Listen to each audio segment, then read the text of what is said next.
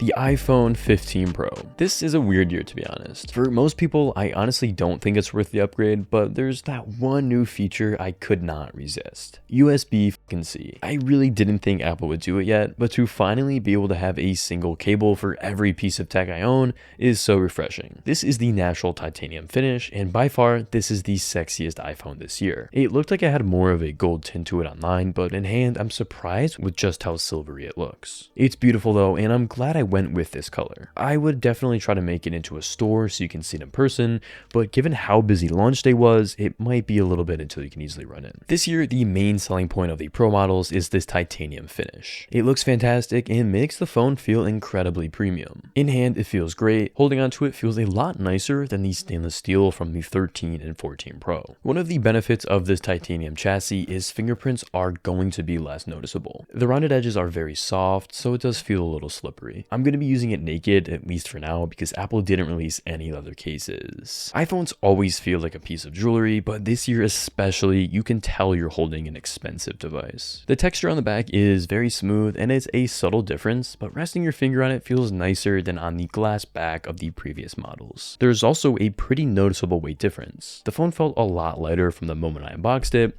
It comes in at just under 189 grams on my scale. This is almost 20 grams less than both the 13 and 14 Pro models. As usual with the Pro model displays, this one looks absolutely gorgeous. The colors look super vibrant, but spec-wise, the display is unchanged from last year. Looking at the side, you'll see that the ringer switch was replaced with the new action button, and I think this is the feature that I'm going to be making the most use of day to day. I have a feeling most people are going to keep it set to the ringer, but there are so many different options here. I think using a shortcut is by far the most unique. You can literally turn this into a tweet button. You do have to hold it down for a second or so, which isn't as convenient as just pressing it. I wish that you could change this in settings, but for now, it looks like this is how you'll have to use it. The new A17 Pro chip is impressive on paper. It now has a 6-core GPU, along with the same 6-core CPU. Apple is hyping this as a beast for mobile gaming. I'm excited to see how it ends up faring with Assassin's Creed Mirage, Death Stranding, and Resident Evil. I have a feeling it won't be that good, but playing those games on the go is going to be impressive on its own. The one thing that worries me is the thermals with the 15 Pro already have disappointed me. So to show you guys about the thermals, I just played a match of COD Mobile, and this thing's getting really hot. Looking at about 38 degrees Celsius.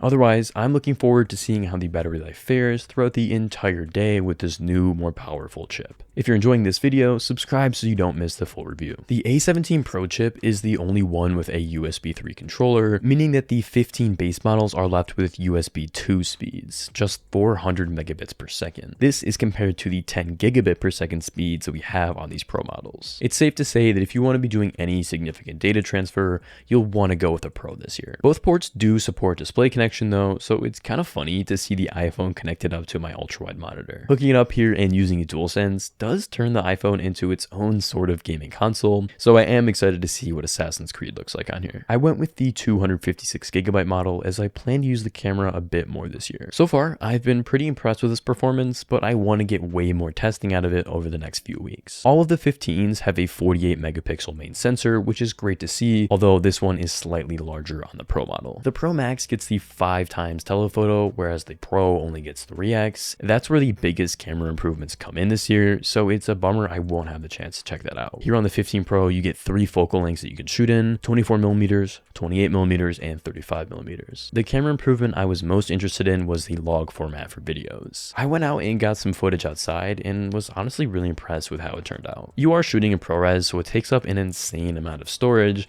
though it's still a fun feature to play around with. If you want to use it, you have to go into settings and enable both ProRes and the log format, but once you do that, you can simply enable it within the camera app. I recommend using DaVinci Resolve to edit this footage because it's free, but despite having USB-C, getting the footage over to the Mac is still a little weird. What is nice though is you can export all of the footage to an external SSD or record straight to one. That's been my overview of the natural titanium iPhone 15 Pro. I am really enjoying using this phone so far, but I think this is a year a lot of you could skip depending on how much you care about USB-C. Don't get me wrong, this titanium finish is nice and looks looks absolutely gorgeous, but for me, that's really the only noticeable difference from my 13 Pro. My full review will be out at the end of October, where I'll give my final verdict, but really 99% of people shouldn't be buying the new iPhone every year. There's just not enough different each time around. If you've made it to this point, you're fucking awesome, and I just have one thing.